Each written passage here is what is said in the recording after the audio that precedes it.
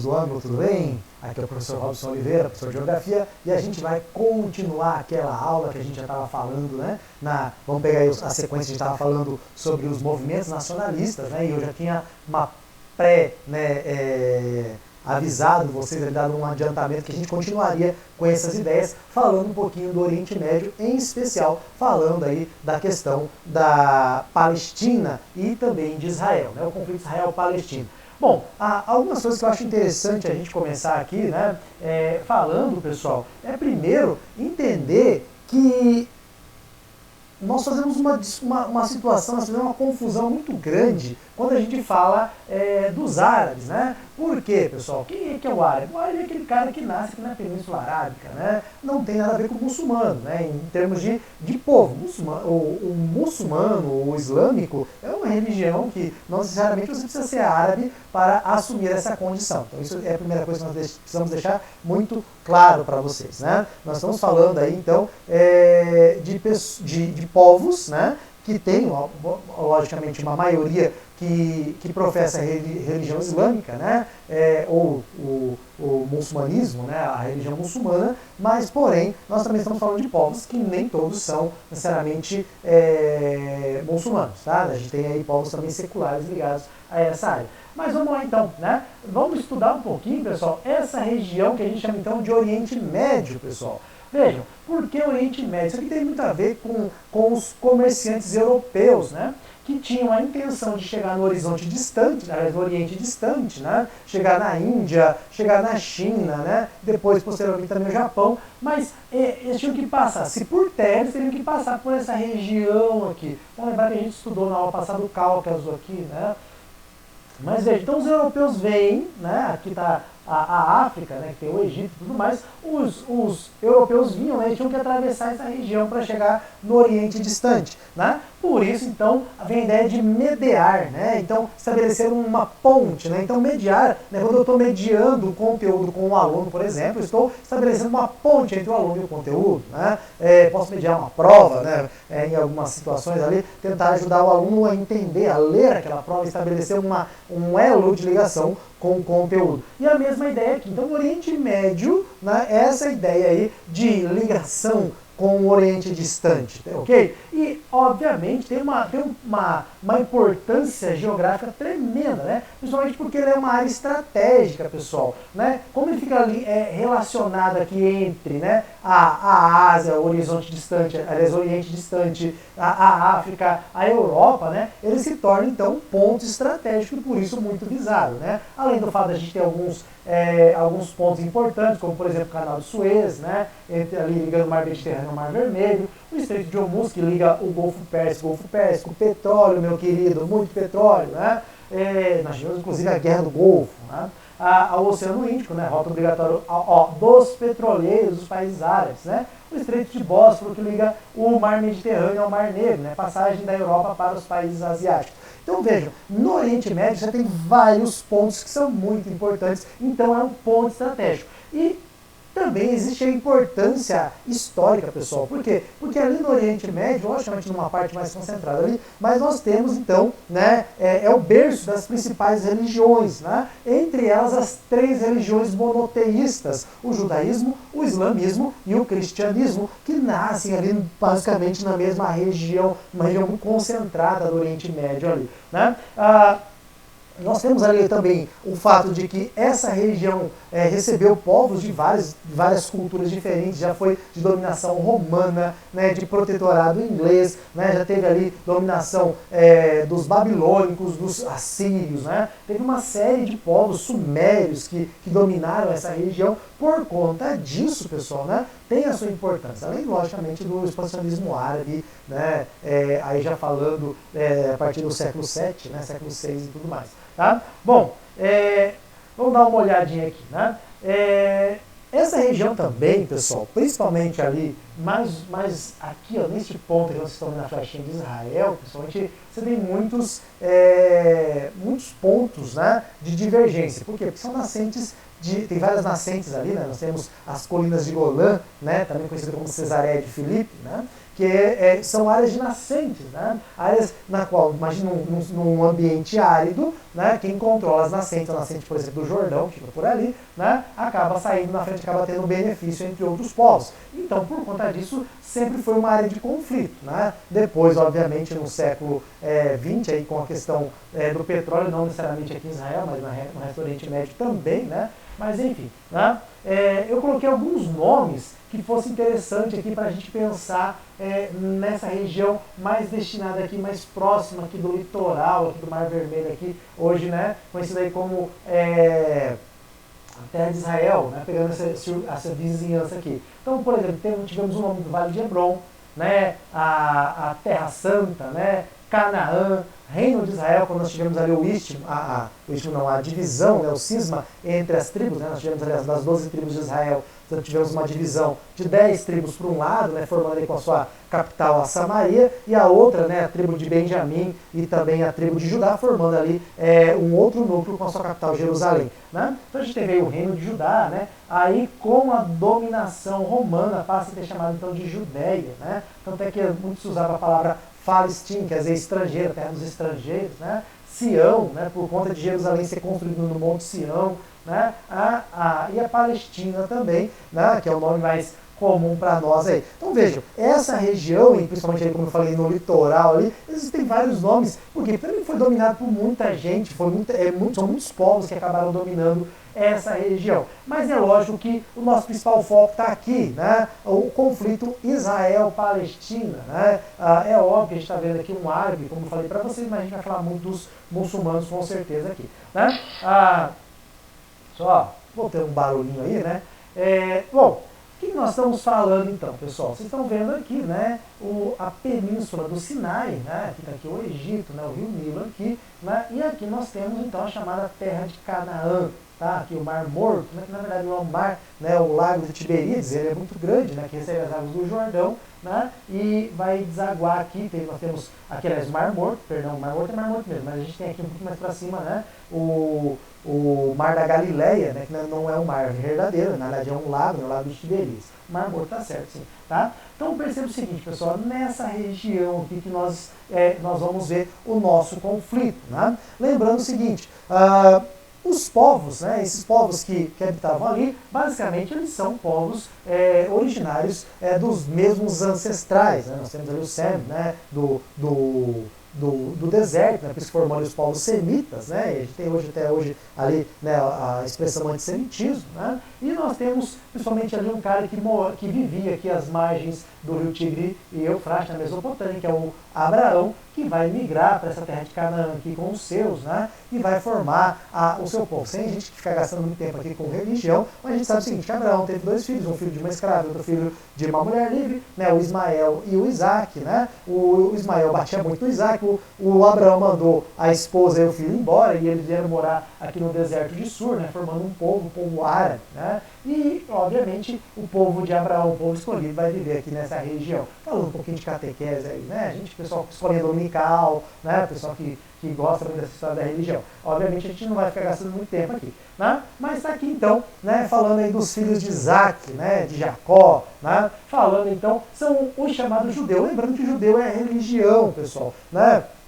E durante muito tempo você já nascia com a questão, com o título de judeu, por quê? Porque religião e povo não se separava, né? Hoje em dia você pode se tornar judeu, se converter ao judaísmo, né? Tem mais facilidade aí, mas enfim, é algo ainda muito complicado, complexo. Em geral, a gente acaba confundindo, né, o israelita com o judeu. Por quê? Porque é uma coisa só para eles, a religião não se separa, né? Mas nós temos sim, né, israelitas seculares. E olha que interessante, eles acabam chamando de judeus seculares, né? Que coisa, né? Por quê? Porque o judaísmo está ligado ao povo. Tá? Então, descendentes dos hebreus, antigos habitantes da Palestina que haviam sido expulsos pelos romanos na era cristã. Então, esse é o primeiro ponto para nós aqui, fundamental, pessoal. Os judeus, né, eles viveram durante muito tempo na região, então, que hoje nós chamamos de Palestina, e esses judeus, né, durante o domínio romano, eles foram, então, se rebelaram então, contra o imperador e foram expulsos, né, num momento histórico que nós chamamos de a diáspora judaica, né? Então a diáspora judaica é o momento em que os judeus, né, são expulsos da terra do reino, não, perdão, da província da Judéia, né, lembrando que ele era domínio romano na época, né, e esses judeus, então, eles vão se espalhar pelo mundo e vão, logicamente, tentar manter a sua cultura. Uma forma de manter essa cultura era o idioma, né, a própria Torá, que são para nós, aqui do Ocidente, nós chamamos de Pentateuco, né? Os 5 primeiros livros da Bíblia, mas enfim, então, à medida que houve a diáspora judaica, vamos chamar de espalhamento, né? Esse espalhamento do povo judeu pelo mundo, né? Essa região cujo eles moravam foi então habitada, né, pelos povos árabes, né? Então, esses povos árabes passam a ser chamados então de povos árabes palestinos. Por quê? Porque eles passam a morar. Vamos entender o seguinte, que a diáspora judaica, ela vai acontecer no século I, né? Ali nos primeiros anos da era cristã, né? Então, falando do ano 90 até o ano 100 e pouco da era cristã, e por conta disso, pessoal, né, a gente sabe que os árabes que passaram a morar ali, passaram um bom tempo da era cristã morando nessa região, né? Aí a gente tem então aqui, né? Olha só, os árabes ocuparam a região durante a expansão. Então, vejam, à medida que houve expansionismo árabe, muçulmano aqui, né, houve então principalmente essa expansão. Mas já acontecia no século I, século II, já havia essa questão. Né? Obviamente com o Império Otomano, depois do Império Turco Otomano, isso ficou mais claro, também com Maomé, né, com a religião. Né? Então perceba o seguinte, você tem, né, de um lado, um povo que habitou muito tempo antes, né, da era cristã, né, que foi o caso dos judeus, que habitaram por muito tempo, desde, não com Moisés não entrou, mas ali com Josué, né, Caleb, né, os reis de Israel, Davi, né, Salomão, filho de Davi. Nós tivemos ali uma série de reis e juízes que levaram o povo, e o povo morou nessa terra. E depois, quando eles tiveram a sua diáspora, foram expulsos, né, por conta dessa condição de revolta contra o Império Romano, né, os árabes acabam tomando essa região. Qual é o conflito entre eles, pessoal? No final ali do século XIX, começa a crescer muito, né, muito o movimento de volta para a Terra Prometida, o chamado sionismo, né, judaico. Então, a ideia, lembrando que os árabes sempre tentaram muito voltar para a sua terra, ou ter a sua terra prometida, ter ali a sua terra. Deixa eu mexer aqui um pouquinho na minha câmera, porque ela está um pouquinho forte. Aí. Só que, né, eles não tinham essa força ainda, não tinham essa organização toda. Eles quando saem da frente para vocês verem, né? E aí, então, pessoal, por conta disso, o movimento sionista não tinha tanta força assim. Né? Mas aí, então, a partir do momento que nós temos ali, né, a Inglaterra tomando aquela região como protetorado, principalmente pós a Primeira Guerra Mundial, fica muito mais fácil os judeus entrarem de volta. Eles já tentavam entrar, e tem até um ditado, né, palestino, ditado árabe, que é assim: de um judeu compre tudo, para um judeu não venda nada. Né? Ou seja, não venda a sua terra para um judeu, porque eles estão vindo para cá e estão acabando entrando aí e vão acabar comprando tudo as terras. Né? Porque essa é a ideia do judeu. Ia lá, comprava algumas terras, comprava lotes, comprava áreas, construía condomínio, construía escola, construía comércio dentro da Palestina, e a presença judia ficava cada vez mais forte. Obviamente, com a questão da Inglaterra apoiando, inclusive, né, em 1917, se você anote isso, tá? Nós temos lá a Inglaterra manifestando, né, claramente que gostaria de entregar, né, as terras para os judeus, não necessariamente para os árabes. Né? Então, como era protetorado, né, inglês, né, obviamente a Inglaterra tinha essa intenção de colocar isso nas mãos dos judeus, não necessariamente dos árabes que já moravam lá. Né? E isso foi um choque para os árabes. Né? Então, me fugiu agora, né, a declaração, daqui a pouco eu lembro, a gente continua a aula aqui, né? Mas vejam, à medida em que a gente tem essa condição, né, de um apoio, né, muito mais para os judeus do que para os árabes, né, os conflitos vão se iniciar, os conflitos vão ficar muito intensos, né? Ao ponto de que começa a acontecer atentados, começa a acontecer mortes, grupos que começam a se matar, escola que carro-bomba na frente de escola de crianças, explosão de mesquita, e a situação fica cada vez pior. Isso realmente aconteceu, pessoal, né? E isso foi muito forte. Né? Então foram judeus explodindo mesquita, árabe explodindo automóvel cheio de prego dentro, né, para matar crianças judias que estão saindo da escola. Então, toda essa situação. Né? Bom, visto isso, pessoal, né, visto que havia, né, essa condição, né, dessa não entendimento entre esses dois povos, pessoal, né, a ONU então resolve intervir e criar ali um plano de partilha, chamado plano de partilha da ONU, né, cujo, vocês vão ver aqui embaixo, né, os números em 47, né. A ideia da ONU era que os judeus então ocupassem 56,5% das terras, e vejam, os judeus eram a minoria, tá? O judeu era basicamente 700 mil habitantes. E os palestinos, né, que eram cerca de 1,3 milhão de habitantes, ficariam com 42,9%. O resto seria então área internacional, Jerusalém, por exemplo, né? Seria ali uma área propícia para questão internacional e tudo mais. Mas percebam, pessoal, é óbvio, né, que isso aqui foi muito rejeitado pela União Soviética. Vamos pensar aí, tá, né, a União Soviética aparecendo aí como rival dos Estados Unidos, né, e tudo mais, como uma força contrária àquilo que os Estados Unidos apoiavam, né, e obviamente os países árabes também eram contra isso. Tanto é que se formou a chamada Liga Árabe, pessoal. Né? A Liga Árabe, então, era o grupo de países que tinham por intenção afastar, né, a presença judaica, a presença israelita naquele local. Tá? Então, essa situação, pessoal, acaba se tornando muito temível, né, por uma questão de guerra. Só que aí, pessoal, o interessante é que nem foi a Liga Árabe no início. Né? Por quê? Bem pouco tempo antes de que houvesse realmente esse plano de partilha e se criasse, né, um Estado árabe palestino e um Estado judeu, pessoal, a Inglaterra ela abre mão, né, desse território, ela sai e Israel declara a sua independência. Olha só, lógico que foi uma jogada ali dos ingleses junto com Israel, né? Eles saem da região e abrem mão, né, das terras e deixam ali para os judeus, né? E por conta disso, pessoal, quando você tem essa condição, aí não houve escolha, né? Os palestinos, juntamente com a Liga Árabe, vão declarar guerra ao recém-criado Estado de Israel. Isso vai chamar então de Guerra da Independência. A partir de 1948, tá? Então eu coloquei aqui esses dados para vocês, tá? Vou ler para vocês aqui, ó. Com a retirada das tropas britânicas que ocupavam a região, né? Começou em 1948 uma guerra entre Israel e a Liga Árabe, também, né, a Palestina, né? Criada em 45, Egito, Jordânia, Iraque, Síria, Líbano, né? Que procurava defender a independência e integridade dos seus membros.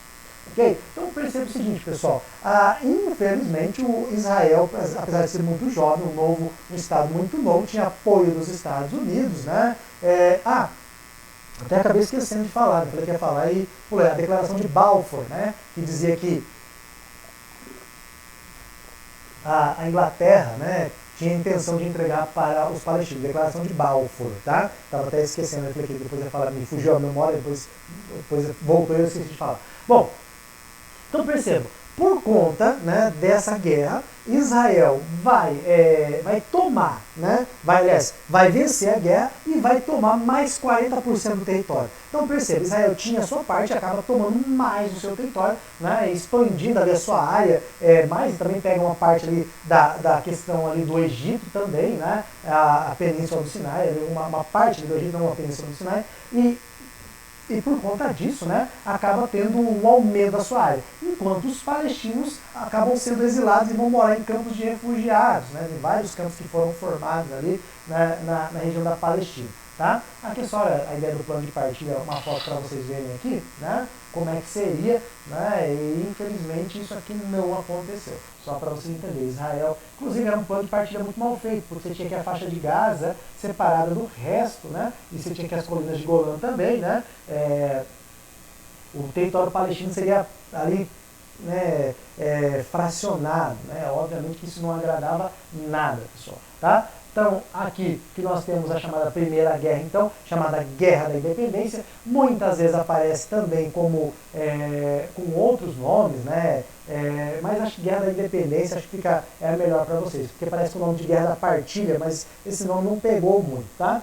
Bom, a guerra durou até 1949, né, quando Israel ampliou sua área original para 40%, né? Como disse para vocês, os palestinos passaram a ser estrangeiros em sua própria terra. Vocês vão perceber que aos poucos é pior isso, porque os palestinos passam a ser cidadãos de segunda classe. Eles não têm direito de ir e vir, eles têm, dependendo do campo de refugiados que eles moram, eles não podem sair do campo de refugiados. Não podem ir para Jerusalém, não podem andar para lugar nenhum, né? E quando alguns têm esse direito de andar, inclusive tem que mostrar documento. Então, o israelita não precisa mostrar documento, turista não precisa mostrar documento para ir de uma cidade para outra, né? Estadunidense nem se fala, né? De jeito nenhum, mas o palestino tem que mostrar os seus documentos, tem que mostrar o seu passe, né? Para poder andar, ok? Bom, lógico, apesar de perder o seu território, os árabes preservaram a vontade de manter a soberania em suas terras, agora ocupadas por Israel, né? Então havia uma necessidade ali de não só pensar no plano de partilha, né? Não só, aliás, acabar com a partilha, né? Isso até virou uma condição de segunda ideia ali, porque a primeira ideia era precisamos retomar os territórios que foram tomados por Israel. A nossa situação se tornou muito mais grave. E até interessante, pessoal, porque nos campos de refugiados começam a surgir alguns grupos, né, que alguns chamam de grupos políticos, né, depois acabaram se tornando grupos políticos, mas no primeiro momento eram grupos aí que podem considerar grupos terroristas, né, que vão nascer no interior desses campos de refugiados, como é o caso do Fatah, também conhecido como Al-Fatah, né, que é um grupo terrorista, foi um grupo terrorista, depois se tornou um grupo político que era secular, né, não era ligado à religião, um Hamas mais ligado, né, à ideia mais forte aí da religião, né? E o Hezbollah também, que já surge no Líbano, né? Um pouquinho mais, também porque você tinha campos de refugiados no Líbano, né? Um pouquinho mais ali a noroeste da região da Palestina, né? Da região ali onde Israel tinha dominado, né? Território ali de Israel, mas também eram os grupos principais, tá? Bom, além disso, pessoal, a gente vai ter também aqui, né, outras situações que vão acontecer. Vou pular essa parte aqui da questão da OLP, só para vocês entenderem. Vou ser bem rápido aqui, não vou nem pular, mas vou ser bem rápido para vocês. A OLP, né, ela nasce do grupo Al-Fatah, né? A OLP, então, a Organização para a Libertação da Palestina, com o Yasser Arafat, né? Ele vai nascer então com a ideia de você conseguir as terras, né, de volta, as terras dominadas por Israel, né? A Jordânia, que virou Cisjordânia, entre outras ali, que vinham se tomar. Ok? Bom, tem alguns barulhos chatos aqui, né? Outra situação que acaba acontecendo aqui, pessoal, é essa aqui, né? O chamado ali Guerra de Suez. Vejam, o Egito, então, vai tentar um plano audacioso de fechar o canal de Suez, que era controlado por eles ali, para, né, pela ideia ali de junção dos povos árabes, né? A ideia do presidente do Egito era que nós tivéssemos aquela ideia de pan-arabismo, né? Uma união árabe, né? Então, por conta disso, também fechar as portas ali para qualquer tipo de comércio israelita. Obviamente, isso deu muito errado, porque Inglaterra, França e Israel marcharam contra o Egito e, inclusive, né, houve uma derrota muito forte do Egito na questão da guerra e, obviamente, uma derrota diplomática para a questão da França, da Inglaterra. Então, é considerado que os dois lados perderam essa guerra, mas o fato é que a ideia do Egito de tentar fechar o canal de Suez não deu muito certo, só pioraram as coisas, perderam mais terras ainda, né? A parte da península do Sinai, que ainda não havia perdido, se perde nesse momento, né? Enfim, bom, até antes de eu falar disso aqui, né? Acho que está meio claro aí, o que acontece, pessoal? Uma vez que, né, você teve duas guerras, você tem a guerra primeiro a Guerra da Independência, depois a Guerra de Suez, e percebe-se que Israel é muito forte, os palestinos, a Liga Árabe em especial, os grupos palestinos e os grupos árabes que estavam ligados, né, a essa tentativa de expulsar os judeus dessa terra, vão lançar mão então dos chamados, né, eventos terroristas. Então o ataque, muitas mortes, né, ataques a bombas e tudo mais acontecendo nessa área. Israel entende, né, que é a melhor defesa. Chega um momento que Israel já tinha sido tão atacado que Israel entende que a melhor defesa é o ataque. E em 1967, Israel vai lançar um audacioso ataque, né, atacando por várias frentes diferentes, tomando vários territórios, basicamente tomou 100% do território, né, territórios vizinhos, onde ele entendia que havia grupos terroristas, territórios que estavam ainda nas mãos de terroristas, e isso acontece em 6 dias, né, a chamada Guerra dos 6 Dias, que está aqui para você. Então, ó, a Guerra dos 6 Dias, também conhecida como Guerra de 1967, né, ou Terceira Guerra Árabe-Israelense, foi um conflito que envolveu Israel, Síria, Egito, Jordânia e Iraque. Ocorreu entre 5 e 10 de junho de 1967 e foi mais consistente resposta, né, à fundação do Estado de Israel, apesar do Estado ter perdido. Né? A Guerra dos 6 Dias foi perdida, Israel venceu a guerra. Né? Então, e por conta disso, apesar dos árabes terem reagido, os árabes terem reagido a esse ataque, ainda assim Israel venceu. Né? E a gente tem outros momentos, por exemplo, 73, né, começa aqui na 68, né, organizado ali, que era a ideia do perdão, mas ele vai se estender, né, para a década de 70. O que a gente tem então, pessoal? O Yom Kippur é o dia do perdão. Né, é o dia chamado, então, o dia em que os israelitas, né, eles se cobrem, eles fazem seu jejum, eles se organizam pedindo perdão pelos seus pecados, e nesse dia, então, nós vamos ter, né, o ataque a Israel. Só que Israel já tinha sido avisado pelos Estados Unidos da movimentação nas fronteiras, e Israel consegue conter, né, o ataque no dia do Yom Kippur. E Yom Kippur quer dizer dia do perdão. Né? E por conta disso, né, inclusive a gente vai ter ali depois os países árabes, a OPEP, aumentando o preço do barril de petróleo em resposta, né, à questão do Yom Kippur aqui. Né? Bom, a gente tem essa aqui, a intifada, acho muito bacana, né? Acho que é um momento muito forte ali, que queria falar para vocês a primeira e a segunda intifada, que é outro momento de guerra, mas mais para frente ali eu comento a intifada para vocês. Tá? Bom, alguns pontos que acho que vale a pena aqui a gente colocar. Em 78, pessoal, né, a gente tem o Jimmy Carter ali, né, tentando resolver o problema. Né?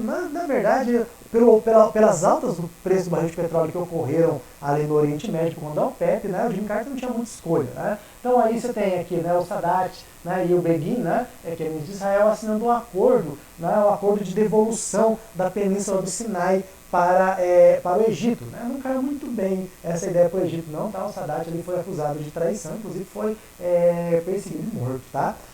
Enfim, mas foi uma intenção interessante, né? A condição ali dos Estados Unidos intermediário, como aconteceu no Jardim da Casa Branca, por isso que era chamado de Acordo de Camp David. Tá? Nós vamos ter outros momentos também, a gente vai ter o Clinton também fazendo muito disso. Tá? Bom, acho que é interessante essa situação aqui que acontece na década de 80, já vou até mudar aqui, né, que é o Clinton buscando ali a paz nessa região, quando ele chama então, né, o representante aqui, né, o Isaac Rabin, não é o Simão Peres, depois eu explico o Simão Peres, o Isaac Rabin aqui, e o Yasser Arafat, representante da OLP, né, chamam então para conversar um pouco e para que houvesse ali um plano de retirada dos israelitas que tinham tomado então, né, as terras dos palestinos. Então havia aqui uma necessidade, um plano, né, de que aos poucos Israel deixasse as terras colonizadas, né, devolvesse para os palestinos. Em troca, né, a OLP deixaria de ser um grupo armado, passaria a ser um grupo apenas político, né, e também conteria ali os ataques terroristas. Né? Mas o que acontece, pessoal? Infelizmente, né, quem assinou esse acordo foi o Isaac Rabin. O Isaac Rabin acabou morrendo, né? Ele faleceu e por conta disso quem vai subir ao poder ali no governo de transição é o Simão Peres, que vai deixar esse acordo meio que parado, meio que esfriado ali, né? Tenta-se outros acordos ali, em 94, por exemplo, a devolução de alguns territórios, acontece, mas o povo de Israel não quer sair e também o Hamas ali não para de atacar do lado dos árabes, né? Então, na verdade, assim, havia uma intenção, né, importante falar assim, que inclusive nem se chamava mais OLP, né, passa a chamar de autoridade, ANP, né, Autoridade Nacional Palestina, com a ideia ali de, passa até inclusive depois, né, a ter uma representação na ONU, né, sentar não como um país, mas passa a ter a ideia de representação. Tá aqui. Então, após a morte de Rabin, no fim do governo Pérez, aí começa um rolo. Então, a partir o governo Pérez foi um resfriado total, né, foi um momento de resfriamento total. Mas, né, quando sai o Simão Pérez e sobe o Ariel Sharon ele é totalmente contra a devolução dos territórios. O Ariel Sharon ele é totalmente contra, né, a saída dos colonos judeus, tá? Então, olha só, novos acordos foram assinados, porém os ataques terroristas e choques entre palestinos e colonos judeus se intensificam, pessoal. Por quê? Porque é esse cara aqui que vai assumir, né? E ele declara guerra mesmo aos palestinos, ao terrorismo palestino, né? Acusando, inclusive, o Yasser Arafat de ser conivente com tudo isso. Tanto é que o Yasser Arafat depois vai ser perseguido e vai ser perseguido e preso, né? Vai morrer porque ele já é um senhor de mais de 70 anos. Mas ele vai ser perseguido, ali, cercado e preso, tá? Então, Sharon não reconheceu os antigos acordos, destituiu, né, escritório da autoridade palestina e ordenou a invasão de cidades palestinas. Olha só, já era uma situação muito terrível. Quando Ariel Sharon sobe ao poder, os acordos já tinham sido feitos, né? Os acordos já tinham sido firmados, eles vão por água abaixo, né? E começa um período pior, os ataques começam a ficar mais intensos, as situações ligadas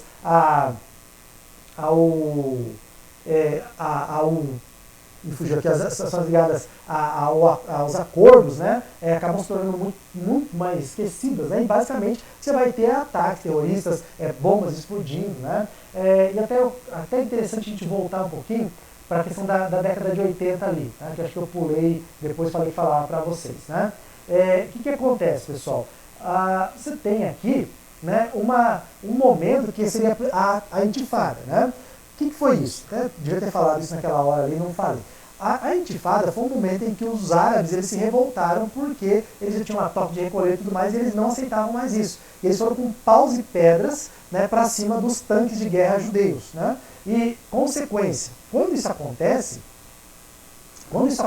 pessoal, o mundo todo começa a olhar para os palestinos com outros olhos. Fala assim, talvez os palestinos não sejam tão maus, talvez os judeus sejam tão bons assim. Né? E tanto é que por isso que vai ter o acordo de Oslo. Né? Mas percebam, pessoal, quando você tem o Simão Pérez fazendo pressão, o que acontece? Você tem uma segunda intifada. O Ariel Sharon fazendo pressão e tudo mais, você vai ter uma segunda intifada. Né? A Guerra das Pedras volta e acontece de novo. Né? Obviamente, sem muito sucesso, sem tanto sucesso quanto a primeira. A primeira intifada foi, apesar da morte de muitos árabes por conta disso, né, mas foi, assim, do ponto de vista político, uma situação muito forte para a geopolítica, né, do local, né, da região. Tá? Bom, você tenta algumas outras situações, como por exemplo o Acordo de Genebra, né, que não vai funcionar muito bem, tanto é que depois da prisão do Yasser Arafat ele acaba morrendo, né? Tem várias negociações que vão acontecer, mas parece que as coisas não andam. Então, existe uma sequência de dados aqui, né? 2003, né? Quando o Abu Mazen sobe ao poder na Palestina, né? Da autoridade palestina, né? Existe uma série de tentativas de paz que vão tentar acontecer. Né? Em 2005, quando o Mahmoud Abbas, né, vence as eleições e torna o novo presidente da Palestina, né, por conta das suas divergências com o Al-Fatah, tem uma série de divergências, e olha que interessante. Aqui, ó. O Hamas, ele toma o poder, ele vence as eleições. O Hamas se tornou um grupo político, entre aspas, aí, né, muita gente ainda achava que o Hamas não era, e por conta disso, né, piora-se muito a situação, porque a partir do momento que o Hamas agora responde pela Palestina, Israel não quer negociar com o Hamas, né, porque entende que o Hamas é um grupo terrorista. Né, então, por conta disso, há aqui nessa situação ainda várias rusgas, né, em termos de tentativa, né, de paz na região. Tá? Bom, Mas o fato é o seguinte, o plano de retirada vai começar, né, os assentamentos judaicos, né, para sair ali da região palestina, porém existem muitos, mas muitos judeus que eram contra isso. Né? E inclusive o próprio Hamas também não queria, tinha momentos de divergência na ideia de como estava acontecendo essa situação. Né? A facilidade foi o seguinte, né? Quando, em 2006, o Ariel Sharon ele sofre um derrame, ele é afastado do poder, né? Isso acaba facilitando um pouco, né? Facilitando um pouco as conversas. Né? Olha só, aí em 2007, os partidos palestinos rivais, a Fatah e Hamas, né, firmam uma colisão, né, numa negociação marcada, né, ali pela violência. Tinha muito, como eu falei para vocês, o Fatah, que era secular, e o Hamas, que é religioso, né, eles acabam se juntando ali, né, e formando essa coalizão. Bom, 2008, tá vendo que vira uma sequência de situações, né, Operação Chumbo Fundido, né, por quê? Né, a faixa de Gaza ainda é um território que era para pertencer aos palestinos, mas estava sob domínio de Israel, né? Era uma situação de muita violência ali, né? E aí oficialmente essa operação tem como objetivo responder aos ataques de foguetes do Hamas no sul de Israel. Deve-se considerar também a necessidade de Israel buscar restabelecer seu poder de dissuasão.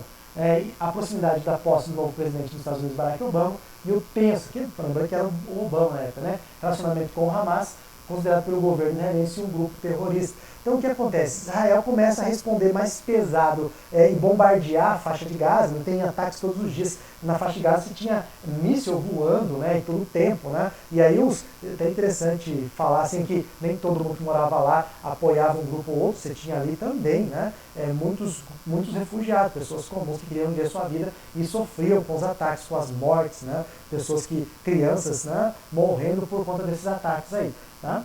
Bom,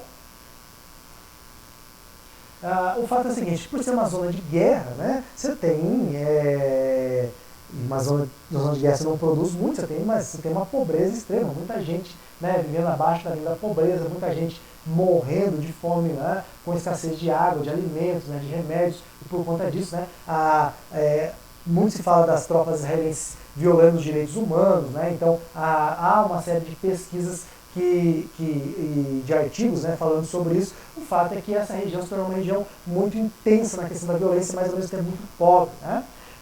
Eu trouxe um mapa para a gente perceber como é que foi essa evolução, pessoal. Né? Como é que era em 45 a Palestina, né? Depois quando começa aqui em 47 com o plano de partilha, e aos poucos como é que Israel vai crescendo e a Palestina vai se tornando quase nada. Né? Então percebam aqui como é que esse movimento, aqui, essa situação acabou destruindo, né, toda essa região. Óbvio, em 2002 não tinha falado aqui da construção do muro, né, construir-se o muro, se o Trump está tentando construir o muro, nós temos também o muro construído. Trouxe algumas fotos aqui que vale a pena a gente observar, né, da guerra, né.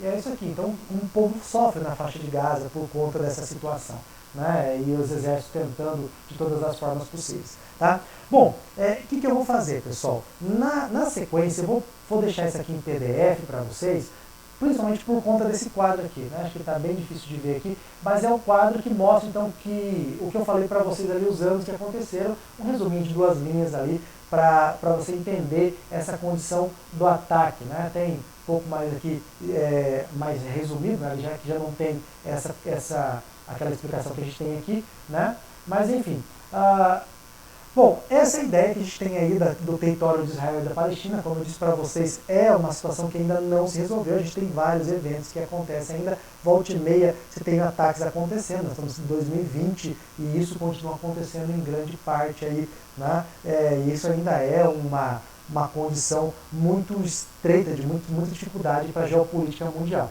Mas o fato é o seguinte, né? Hoje, né, a Palestina tem pelo menos ali uma cadeira para ser ouvida na ONU, né?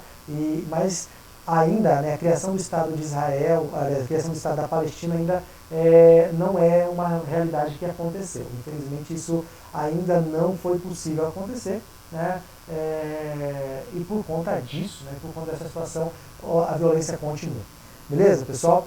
Bom, Da minha parte, agradeço o tempo de vocês, o tempo que vocês têm dedicado a estudar, né? Como eu disse para vocês, vou deixar ali na sequência ali alguns dados para vocês para ajudar nos estudos, né? Espero que ajude bastante aí para vocês. Qualquer dúvida é só postar aí para mim aí que eu tiro para vocês, tá?